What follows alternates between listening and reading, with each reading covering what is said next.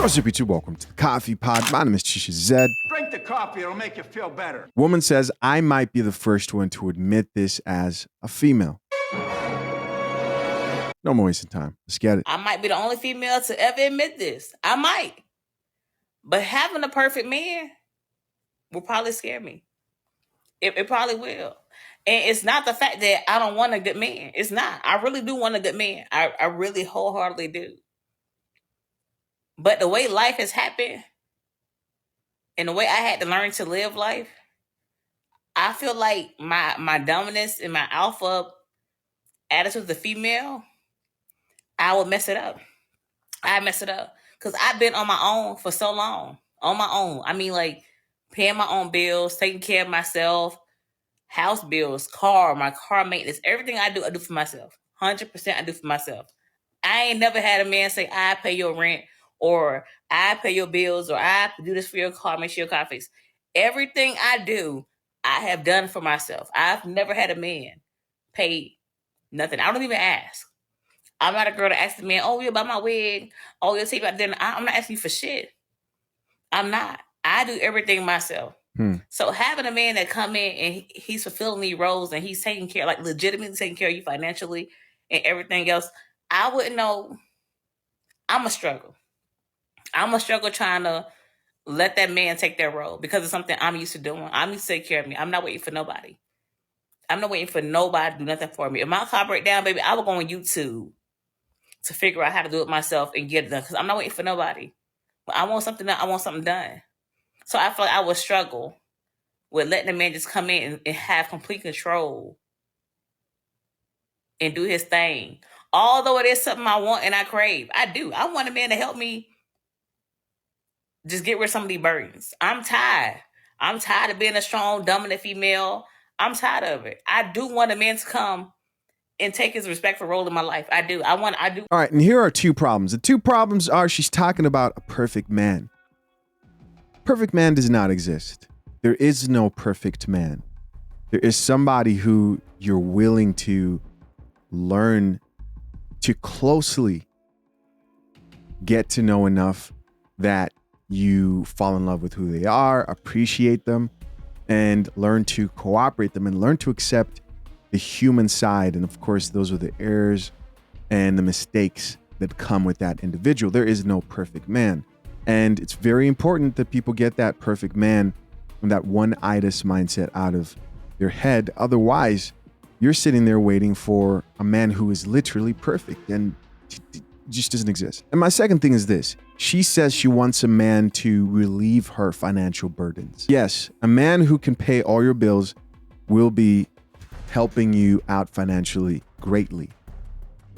But you know who else will be helping you out financially greatly is a man who's paying half of all the bills. And this is not me encouraging you to go 50-50. This could be a guy who's paying 60% of the bills, right? But most couples today, because our economy just isn't set for single income households, most couples are going to have both people working who are in that relationship. And so it's the same old tune, man. If you're waiting for a guy to come pay all your bills and to sweep you off your feet completely financially, then you are going to be waiting for a long time. Chances are he is not coming. I wish women could realize that men bring stability to your life. They bring emotional stability. They bring a rational, sound mind to a woman's very emotional state of being. A man is there to lead because he can think better under stress, under emotion, and there are other ways that a man can bring value to your life other than income. And there lies the second problem I have with this. Let's check out some of these comments, see what the people have to say. Of course, I'm curious to see what you guys have to say as well. So based on these comments, it looks like a lot of chicks have been thinking, what if this man who I've been waiting for actually shows up? What if he did? Would I be ready for him?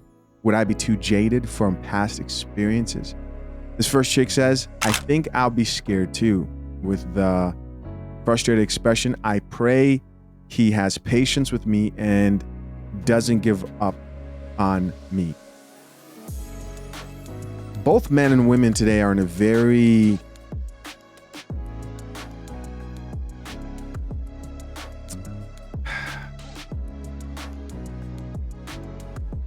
what's the word I'm looking for? Very aggressive dating market. And there are a lot of men that feel this way too. If they ran into the type of woman who would appear to be good for him, he might need a little bit more convincing. He might be a bit hesitant. And some men might be a bit too negative, pessimistic to actually see it for what it really is. And this is the problem, because everybody is pretty much traumatized. We can all agree on that. Another comment here says, for me, it's having a man that actually wants me and loves me correctly. And another chick responded and says, yeah, that's another thing. Actually wants you. That's interesting. Here's another comment that says, a real man will understand and have patience. Lord, you hear me. I'm not afraid. Send him. I'm not laughing at prayer. I believe in prayer. But like a real man, come on.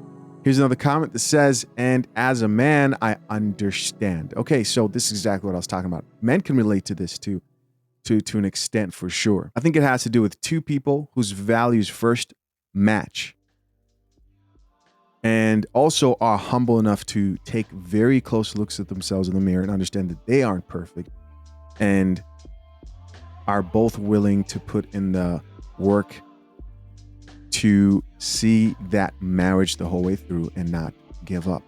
Another comment here says, agreed with the exclamation marks. I pray every day I don't self-sabotage when I am finally loved correctly. Another comment here says, same. I'm too traumatized and used to being disappointed, so I just do it myself. It almost begs the question of maybe they had it right in the past with arranged marriages, and I'm just here speaking freely. Maybe there was something to being intentional and not going through a bunch of relationships and sexual partners, and because let's be honest, we know that's where the trauma comes from. The trauma isn't coming from just life in general. When people are talking about relationships, it's coming from sexual experiences, toxic emotional experiences, and all types of shit out here. Another comment here says, listen, I almost fumbled the ball, but I relaxed and let him be a man. Again, let him be a man. He's my peace in every storm. That's exactly what I was talking about. I think in the end, you won't sit there and look at a man and say, man, I'm glad I married this man because he has things and just monetary things to offer. But a man, and a man who is of a sound mind, of course, can be your peace. Another comment here says, baby, I'm older and there aren't no perfect people. And she's speaking right there. But if you're blessed to have a man who knows his role, let him have your back and help take care of you. That's a big thing, man.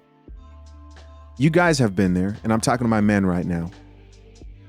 The hyper independent chicks, dating a hyper independent chick, you see situations. I mean, it's just the little stuff. You could be driving in the car there with the woman, and